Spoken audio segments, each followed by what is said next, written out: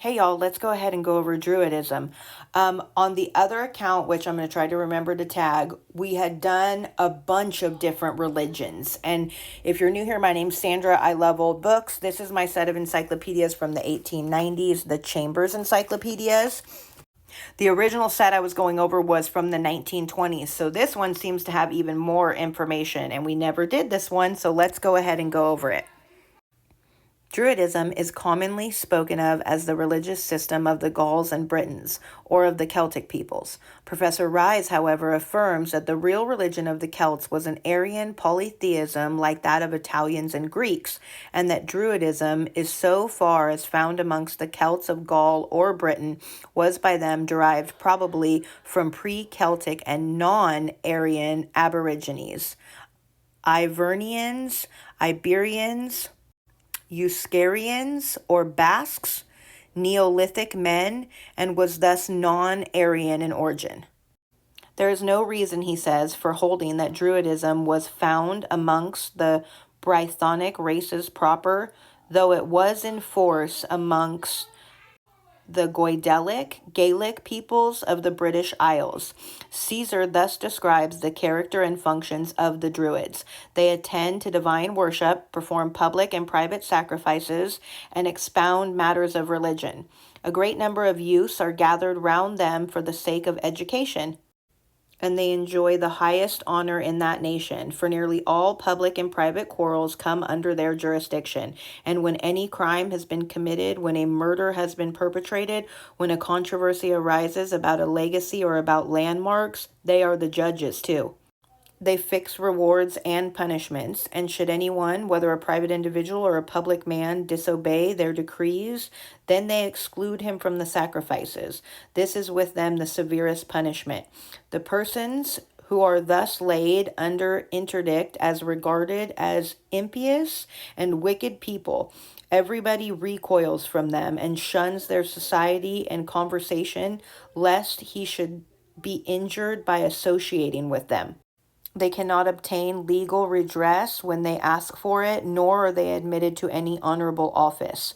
All these Druids have one chief, who enjoys the highest authority amongst them. When he dies, he is succeeded by a member of the order who is most prominent amongst the others. If there be any such single individual, if, however, there are several men equally distinguished, the successor is elected by the Druids.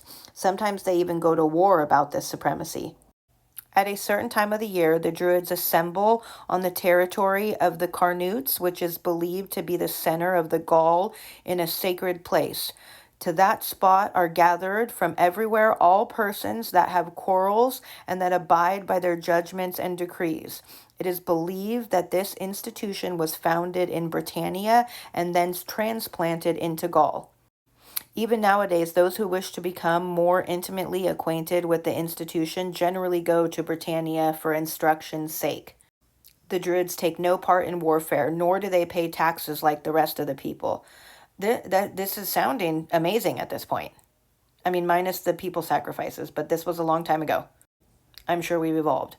They are exempt from military service and from all public burdens. Attracted by such rewards, many come to be instructed by their own choice, while others are sent by their parents. They are reported to learn in the school a great number of verses, so that some remain there 20 years. Wow. They think it an unhallowing thing to commit their lore to writing, though in other public and private affairs of life they frequently make use of the Greek alphabet. Beyond all things, they are desirous to inspire a belief that men's souls do not perish, but transmigrate after death from one individual to another, and they hold that people are thereby most strongly urged to bravery, as the fear of death is thus destroyed. Besides, they hold a great many discourses about the stars and their motion, about the size of the world and of various countries, about the nature of things, about the power and might of the immortal gods, and they instruct the youths in these subjects.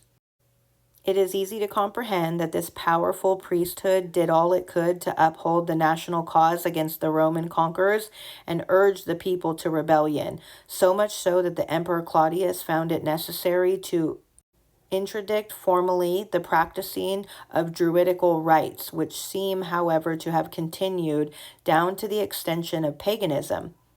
Besides being priests and teachers of religion, the Druids appear also to have been adepts in the magic arts and were versed in the mysterious powers of animal and plants. The oak tree was especially sacred among the Druids. In oak groves, they frequently performed their rites, and many have even derived their name from this custom. They also had a special reverence for the mistletoe when growing on an oak. According to Pliny, a Druid, clothed in white, mounted the tree and with a knife of gold cut the mistletoe, which was received by another, standing on the ground in his white robe. The same author gives a curious account of the serpent's egg, worn as a distinguishing badge by the Druids. It was formed, he says, by the poisonous spittle of the great many serpents twined together, gathered at moonlight, and afterwards worn in the bosom. It was a mighty talisman. All these particulars refer properly to the Druids of Gaul, but Caesar's testimony leaves no doubt that Druidism of Britain was essentially the same. According to Whitley Stokes, the Druids never were in Ireland a hierarchy or separate class, as they are said to have been in Britain, but merely a species of wizards, enchanters, or sorcerers. Excuse me, my lisp. In all the countries anciently inhabited by Celts, there are found rude structures of stone, one of the most common forms of which is also called dolmen. The older archaeologists stuckily assumed that these were druidical altars, but there is no proof that such was their destination or origin. Similar structures are found in Scandinavia and other parts of the continent. The same doubts prevail as to the larger monuments of this kind. The supposed druidical temples of Karnak in Brittany and Stonehenge and see standing stones. Speaking more generally, the historians and archaeologists of the present day do not profess to know nearly as much about the Druids as did those who wrote concerning them in the previous generations. See Professor Rye's Celtic Heathendom. That would be a cool book. I need to find that. What should we go over next?